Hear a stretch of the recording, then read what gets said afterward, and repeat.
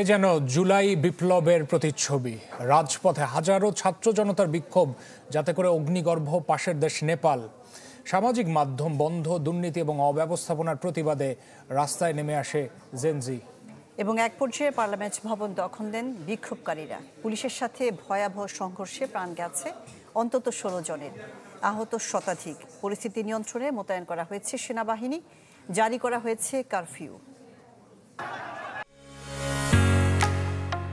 ঢালাইয়ের সেরা premier cement.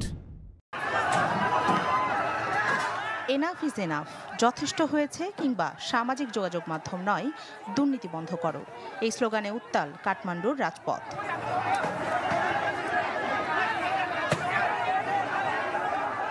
এই স্লোগান তুলছেন নেপালের হাজার হাজার জেনজি, যাতে রাজধানী কাঠমান্ডু সহ বিভিন্ন শহর অগ্নিগর্ভ। Facebook, YouTube, WhatsApp, X handle সহ অন্তত 26টি সামাজিক যোগাযোগ মাধ্যম বন্ধের প্রতিবাদে কেপি ওলি শর্মা সরকারের বিরুদ্ধে জেনজিদের বিক্ষোভে জড়িয়ে পড়ে বিভিন্ন শ্রেণী পেশার মানুষও। এদের একটি উল্লেখযোগ্য অংশ স্কুল কলেজের ইউনিফর্ম পরা তরুণ। সোমবার সকালে রাজধানী কাঠমান্ডুতে শুরু হওয়া বিক্ষোভ খুব অল্প সময়ে ছড়িয়ে পড়ে অন্যান্য শহরেও।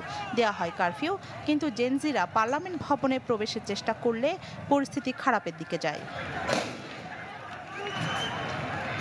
পুলিশকে লক্ষ্য করে ইটপাটকেল নিক্ষেপ করলে পুলিশ টিয়ারশেল ও জল কামান ছোড়ে।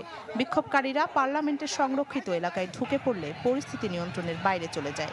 আন্দোলনকারীদের লক্ষ্য করে পুলিশ গুলি ছুড়লে হয় প্রাণহানি, আহত হয় কয়েকশো বিক্ষোভকারী। হতাহতদের অধিকাংশই তরুণ। শুরুর দিকে শুধু নিউ বানেশ্বর এলাকায় কারফিউ জারি থাকলেও বিক্ষোভের তীব্রতায় কারফিউয়ের পরিধি বাড়ায় কাঠমান্ডু জেলা প্রশাসন। সহিংসতার পর প্রেসিডেন্ট ও ভাইস প্রেসিডেন্টের বাসভবন, সিঙ্গাদুরবার সহ বিভিন্ন এলাকায় নতুন করে কারফিউ জারি করা হয়।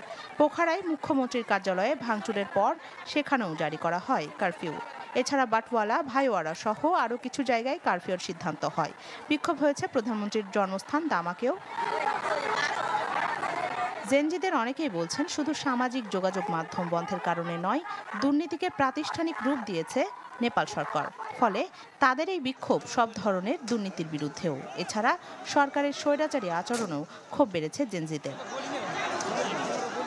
নেপালে পড়াশোনা ও ব্যবসা সহ বিভিন্ন খাতের কাজের ক্ষেত্রে সামাজিক যোগাযোগ মাধ্যমের উপর নির্ভরশীল বহু মানুষ।